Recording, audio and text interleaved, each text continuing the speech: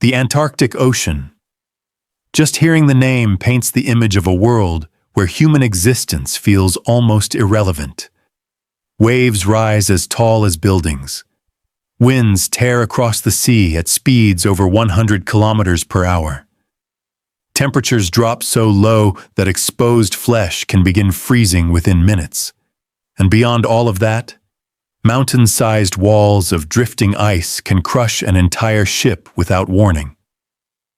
This is not a place built for life. And yet, a little over a century ago, 28 men found themselves trapped in the middle of this frozen nightmare. No radio contact, no rescue plan, no witnesses. The 2 years they spent there would become far more than a survival story. Many would later call it one of the greatest survival stories in human history. It begins with one man, Sir Ernest Shackleton, explorer, leader, a man whose line between courage and madness was dangerously thin. Shackleton wasn't someone who could settle for a comfortable life. For him, unknown places weren't just destinations, they were challenges. Calls that demanded an answer. In 1901, he attempted to reach Antarctica and was forced to turn back 750 kilometers short. In 1907, he tried again and came within just 150 kilometers of success. But by 1914, reaching Antarctica wasn't enough anymore. This time, Shackleton intended to do something no one had ever done before: cross the entire Antarctic continent on foot. The mission was named the Imperial Trans-Antarctic Expedition. The title sounded grand. The reality was brutal. This expedition was incredibly dangerous. So dangerous that when Shackleton began recruiting crew members, almost nobody volunteered. So he published an advertisement. It didn't sound like a job offer. Low pay, extreme cold, months of darkness, constant danger. No guarantee of returning alive. Shackleton was looking for the kind of people who would still say yes after reading all of that.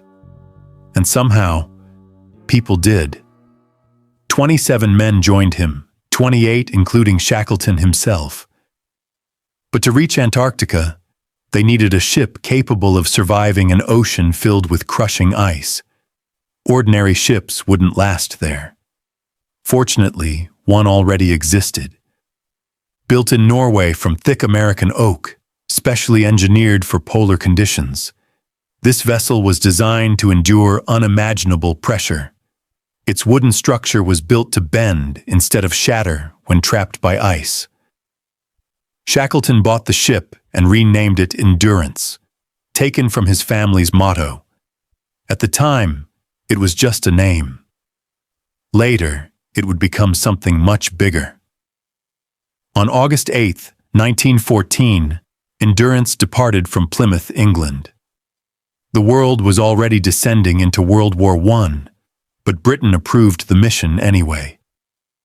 Over the following months, the expedition crossed the Atlantic, stopped in Argentina, then South Georgia Island for final preparations.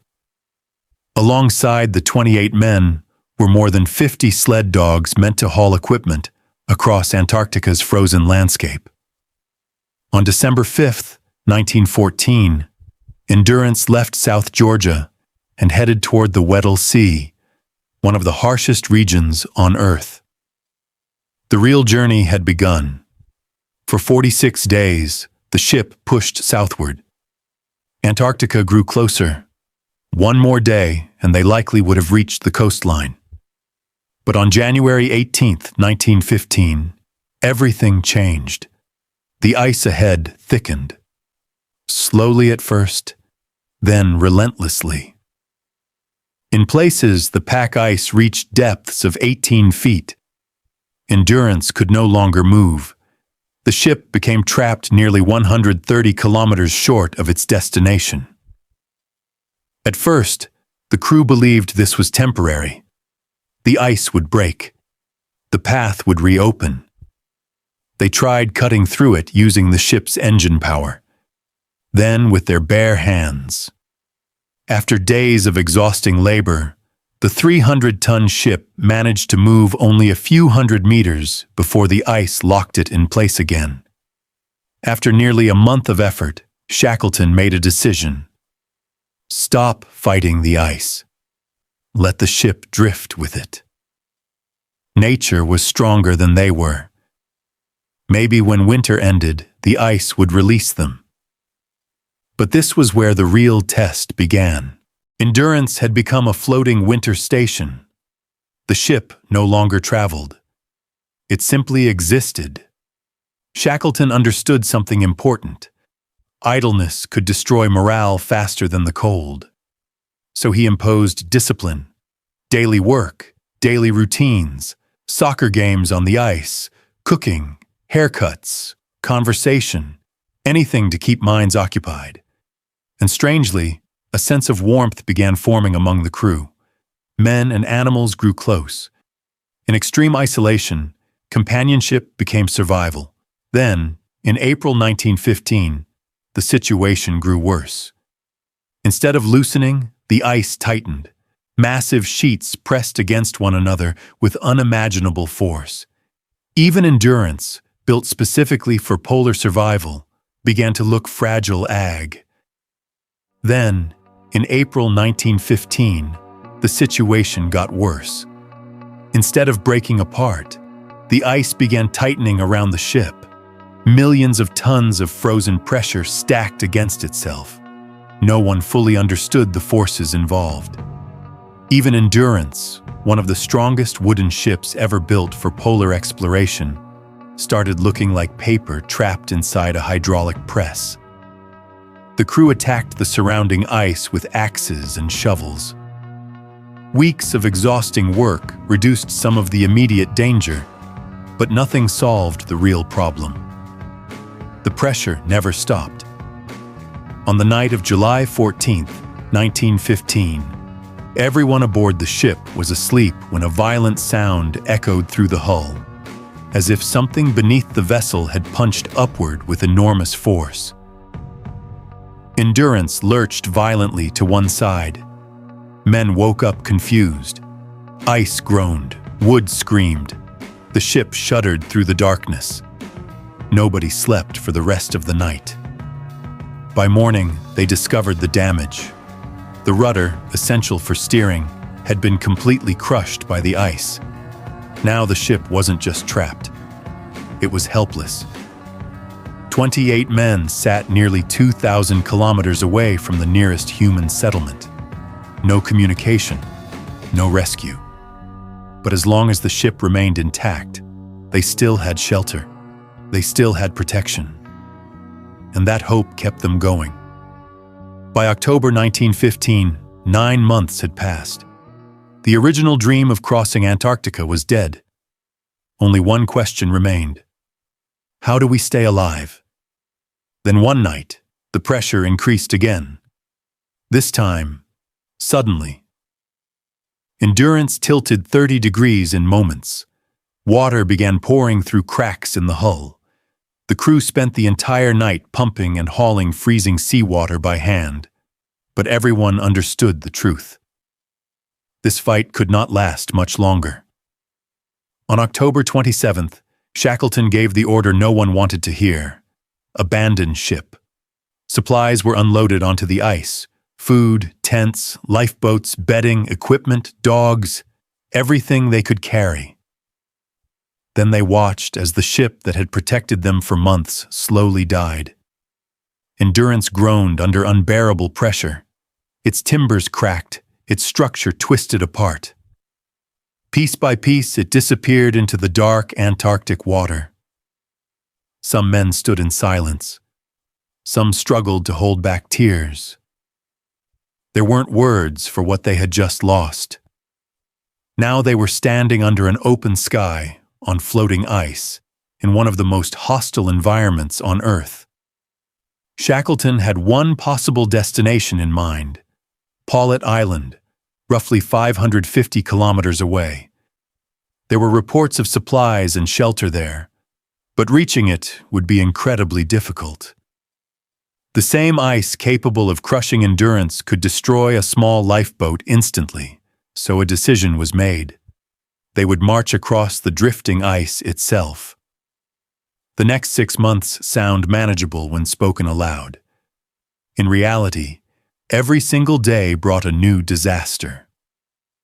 The ice beneath their tents could split apart during the night. Entire camps threatened to drift away in freezing currents. Food supplies shrank steadily. Temperatures plunged 20 degrees below zero. Hands went numb. Feet froze. Swallowing food became painful, but somehow, nobody broke. Nobody abandoned the group. Shackleton's presence acted like an invisible thread holding everyone together against that pressure. By February 1916, conditions had deteriorated so badly that the crew was surviving on minimal rations, sometimes a single biscuit at a time.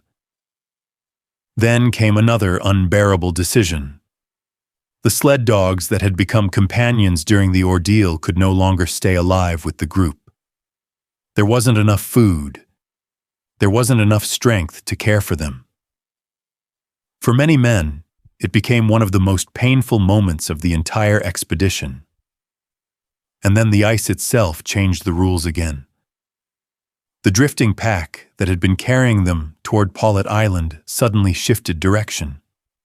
Instead of moving toward their intended destination, it drifted toward Elephant Island. Their entire plan had to change.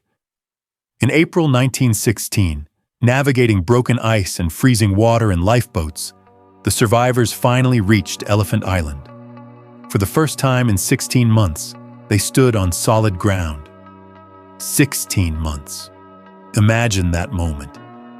Actual earth beneath your feet after nearly a year and a half of drifting ice and endless sea.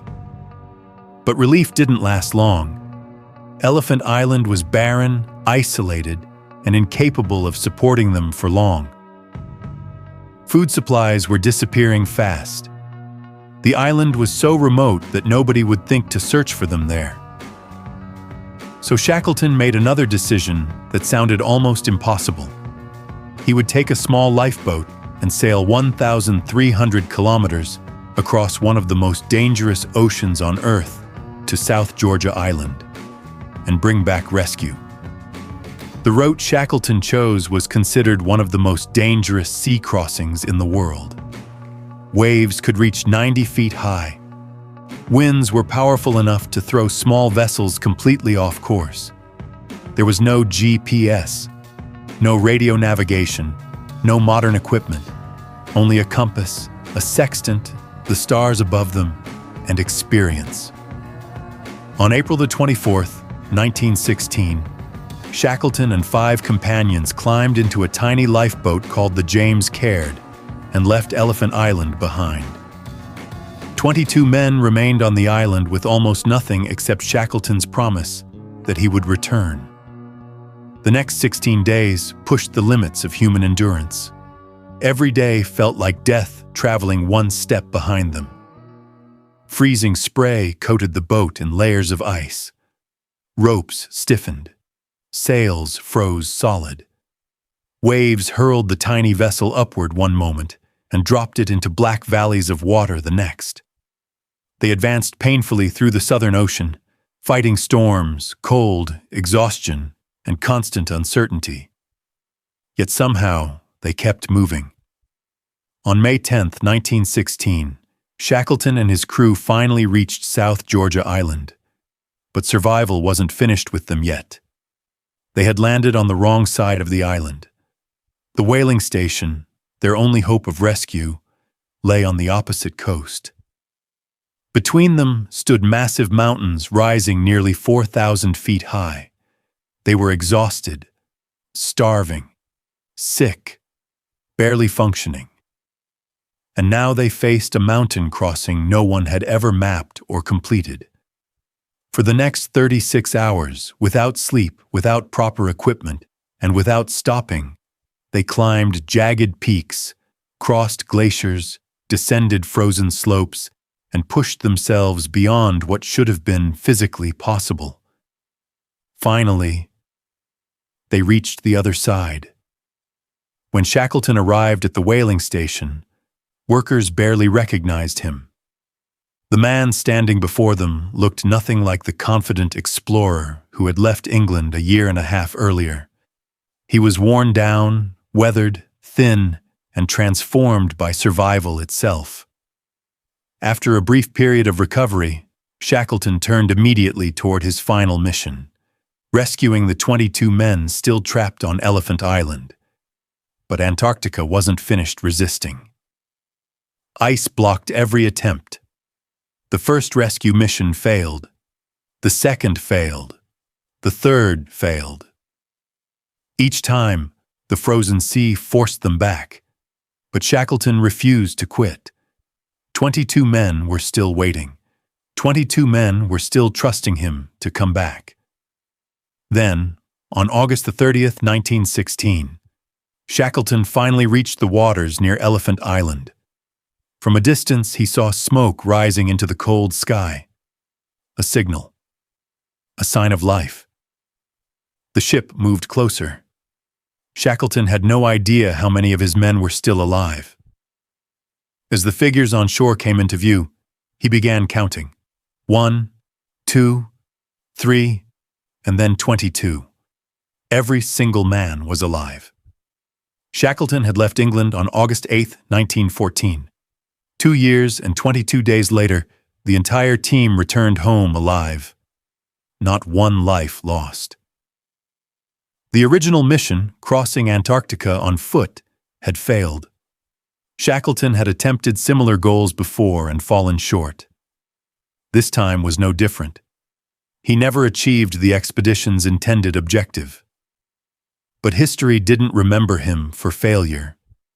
It remembered him for something far more extraordinary. In one of the harshest environments on Earth, without modern technology, without communication, and without rescue support. This is not just a story about courage. He kept 28 men alive for 2 years. When the ice trapped every single one, morale didn't collapse. When the ship sank, the team didn't fall apart. When food disappeared, they didn't abandon each other.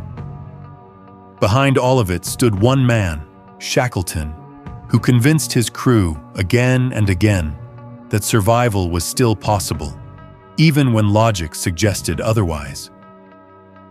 And then, more than a century later, in 2022, a search expedition exploring the Antarctic seabed made an astonishing discovery.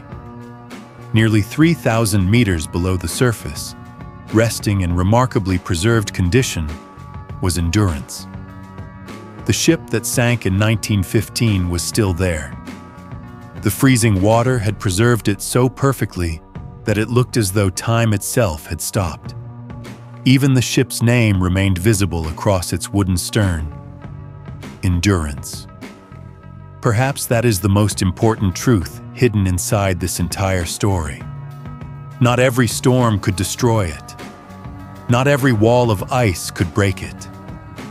Because the thing holding those men together wasn't built from wood or metal.